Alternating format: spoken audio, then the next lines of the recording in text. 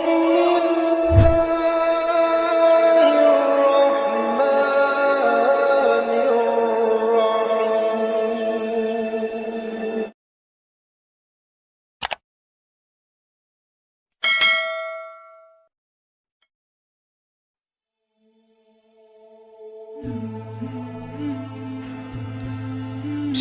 wa bihamdih. Assalamualaikum warahmatullahi wabarakatuh. Alhamdulillahil wahidil ahad, al-farrus samad, alladzi lam yalid wa lam yulad wa lam yakul lahu kufuwan ahad. Jazallahu anna sayyidana Muhammadan sallallahu alaihi wasallam ma huwa ahluh. La haula wa la quwwata illa billah, amma ba'du. Kaum muslimin, muslimat, para pendengar channel Dalang Takdir rahimakumullah. Pada pertemuan kali ini Al-Faqir akan melanjutkan pembahasan dari kitab Al-Hikam karangan Syekh Ibnu Athaillah As-Sakandari, yaitu Tanawwa'at ajnasul a'mali litanawwu'i waridatil ahwali. Beragamnya jenis amal itu disebabkan oleh beragamnya warid-warid yang turun pada ahwal hambanya. Warid adalah terminologi suluk yang banyak ditemukan dalam Al-Hikam. Makna sederhana warid adalah karunia Allah yang turun kepada seorang hamba. Proses turunnya warid terkait dengan kesiapan qalb. Dalam hal ini adalah kadar ahwal si hamba sendiri. Sebagai contoh dalam firman Allah Subhanahu wa taala, "Wa ma yulaqqaha illal ladzina sabaru." Tidak dianugerahkan al-hasanah ataupun kebaikan itu melainkan kepada orang-orang yang sabar. Dalam ayat di atas, sabar adalah ahwal si hamba, dan al-hasanah yang dianugerahkan merupakan warid yang Allah karuniakan. Namun dalam pasal ini Syekh Ibnu Athaillah tidak hanya membicarakan tentang ahwal dan warid saja, namun berbicara keterkaitan antara warid dan amal, bahwa warid yang diterima seorang hamba terkait dengan amal hamba tersebut. Amal yang dimaksud di sini adalah merupakan amal yang khusus, yakni amal atau dharma yang terkait dengan misi hidup atau jati diri seseorang. Haruslah dipahami bahwa jati diri setiap manusia adalah unik dan berbeda. Suatu warid adalah karunia kepada seseorang hamba, pasti akan mengungkap jati diri hamba tersebut. Seorang nabi, seorang rasul, seorang wali, seorang mursyid, seorang raja, seorang ilmuwan, masing-masing memiliki amal-amal yang khusus terkait dirinya. Misalkan seorang hamba yang jati dirinya sebagai mursyid, maka akan dikaruniai warid berupa pengetahuan atau kemampuan untuk membimbing murid-muridnya. Dalam pandangan tasawuf, hal ini diartikan sebagai pengalaman rohani dalam proses mencapai hakikat dan ma'rifat. Hal ini merupakan zauq atau rasa yang berkaitan dengan hakikat ketuhanan yang melahirkan ma'rifatullah atau pengenalan terhadap Allah Subhanahu wa ta'ala. Sebelum memperoleh pengalaman hakikat, ahli kerohanian terlebih dahulu memperoleh kasyaf, yaitu terbukanya kegaiban kepadanya. Ada orang mencari kasyaf yang dapat melihat makhluk gaib seperti jin. Dalam proses ini mencapai hakikat ketuhanan, kasyaf yang demikian tidak penting. Kasyaf yang penting adalah yang dapat mengenali tipu daya syaitan yang bersembunyi dalam berbagai bentuk dan suasana di dunia ini. Rasulullah Shallallahu Alaihi Wasallam sendiri sebagai ahli kasyaf yang paling unggul hanya melihat Jibril alaihissalam dalam rupanya yang asli 2 kali saja. Walaupun pada setiap kali Jibril alaihissalam menemui Rasulullah Shallallahu alaihi wasallam dengan rupa yang berbeda-beda, Rasulullah tetap mengenalinya sebagai Jibril alaihissalam.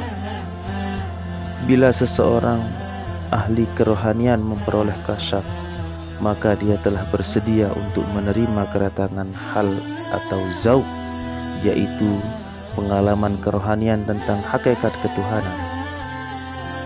Hal tidak mungkin diperoleh dengan beramal atau menuntut ilmu. Sebelum ini pernah dinyatakan bahwa tidak ada jalan untuk masuk ke dalam gerbang ma'rifat. Seseorang hanya mampu beramal dan menuntut ilmu untuk sampai pintu gerbangnya. Apabila sampai di situ, seseorang hanya menanti karunia Allah Subhanahu wa Ta'ala. Semata-mata karunia Allah yang membawa ma'rifat kepada hamba-hambanya.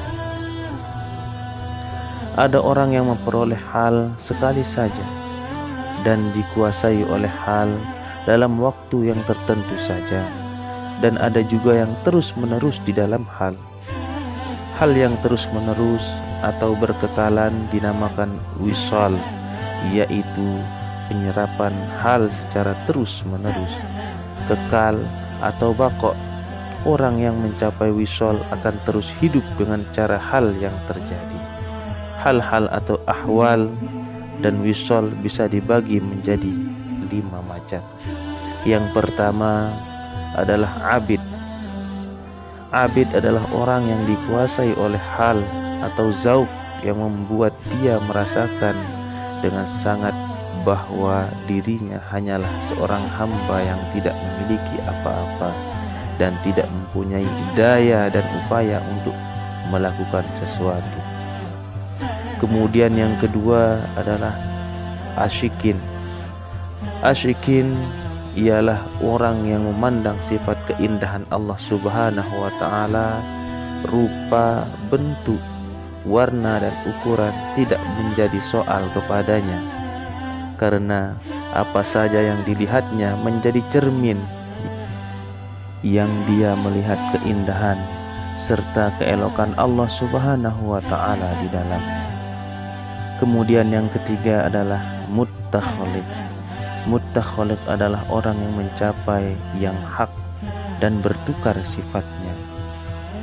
Hatinya dikuasai oleh suasana qurbi faraid atau qurbi nawafil, yaitu qurbi faraid adalah dia melihat bahwa Allah Subhanahu wa Ta'ala melakukan apa yang dia kehendaki.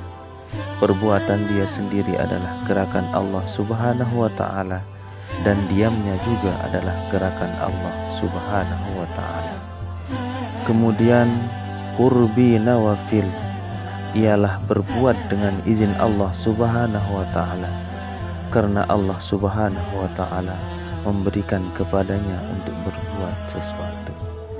Kemudian yang keempat yaitu muwahhid. Muwahhid fana dalam zat, zatnya lenyap dan zat mutlak yang menguasainya. Bagi muwahhid ialah dirinya tidak ada, yang ada hanya Allah Subhanahu wa Ta'ala. Kemudian yang kelima yaitu mutahaqqiq. Mutahaqqiq ialah orang yang setelah fana dalam zat turun kembali kepada kesadaran sifat, seperti yang terjadi kepada nabi-nabi dan wali-wali demi melaksanakan amanat sebagai khalifah Allah di muka bumi.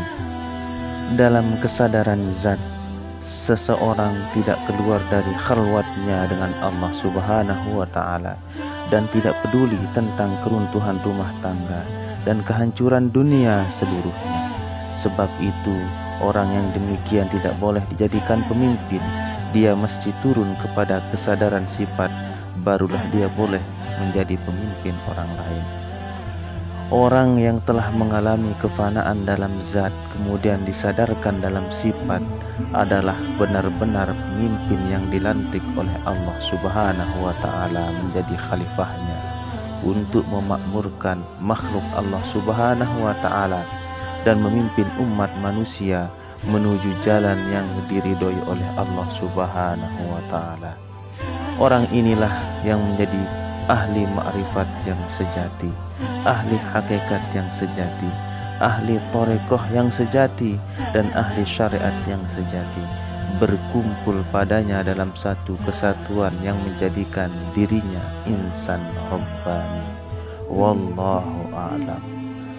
Mudah-mudahan kita semua selalu diberikan kesehatan, keafiatan, dan mudah-mudahan kita semua selalu dalam ridha Allah Subhanahu wa taala.